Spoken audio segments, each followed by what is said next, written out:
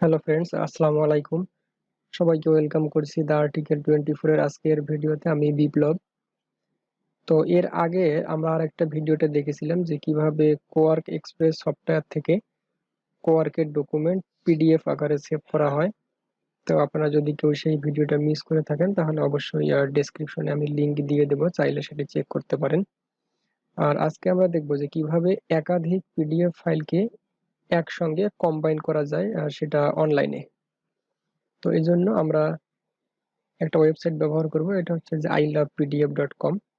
তো আমি এখানে জুম করে দেখছি, দেখতে পারেন ilovepdf.com।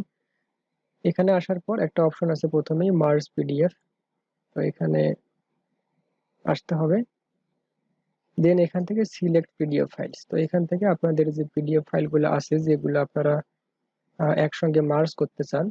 তো আমার এখানে ডেস্কটপে একটা ফোল্ডারে আছে মোটামুটি 12টা পিডিএফ এর মতো।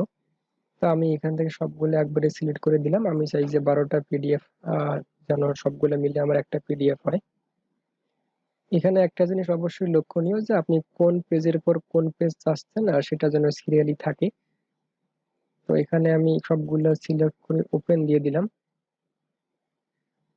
তো আমার এখানে 1 2 3 এভাবে সিরিয়াল করা আছে, এর জন্য কিন্তু একটার পর একটা এভাবে চলে আসছে। তো আপনি যদি চান যে একটার পর একটা ওরিয়েন্টেশন চেঞ্জ করবেন, তো এখান থেকে আপনি ড্রপ করে সেটা কিন্তু করতে পারেন। যেমন আপনি যদি চান যে 1 নাম্বারটা 2 এর পরে দিবেন, সেটা করতে পারেন এখান থেকে। আমি এখানে আগের মতো করে দিচ্ছি। তো এরপর সবগুলো ফাইল যখন আপলোড কমপ্লিট হবে, এখান থেকে মার্জ পিডিএফ যে বাটনটা দেখতে পাচ্ছেন, এখানে একটা ক্লিক করে দিতে হবে।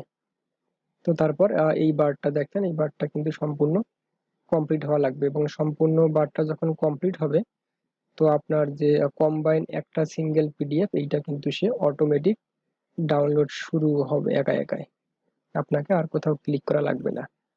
তো তারপরেও ব্যতিক্রম একবার দুইবার আমি পাইছিলাম এরকম যে অটোমেটিক ডাউনলোড স্টার্ট হয় না।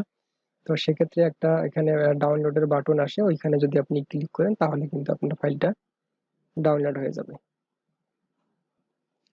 আমার ফাইলটা প্রায় শেষের দিকে কম্বাইন, এবং দেখেন এখানে কিন্তু ডাউনলোড মার্জ পিডিএফ ফাইল একটা বাটন আছে। আমি কিন্তু এখনো বাটনটিতে ক্লিক করি নাই। দেখেন সে কিন্তু অটোমেটিক ডাউনলোড চাচ্ছে। তো আমার এখানে আইডিএম দেয়া আছে বিধায় কিন্তু এই স্ক্রিনটা আসছে। তো যদি আইডিএম দেয়া না থাকে, অটোমেটিক কিন্তু গুগল ক্রোমের বাঁ দিকে নিচে যে জায়গাটা দেখতে পাচ্ছেন, এখানে কিন্তু অটোমেটিক ডাউনলোড শুরু হয়ে যেত। তো যেহেতু আমার আইডিএম দেয়া আছে, আমাকে ম্যানুয়ালি এখান থেকে স্টার্ট ডাউনলোড এখানে ক্লিক করে দিতে হবে। তো ডাউনলোড শেষ। আমি চাইলে সরাসরি এখান থেকে পিডিএফটা ওপেন করতে পারি, অথবা পিডিএফটা আমার কোন জায়গায় আছে, কোন ফোল্ডারে আছে, আমি চাইলে কিন্তু একবারে সেই জায়গা থেকেও ওপেন করতে পারি। তো আমি এখান থেকে সরাসরি পিডিএফটা ওপেন করে নিচ্ছি। তো দেখেন আমার 12টা পিডিএফে 12টা ফাইল ছিল।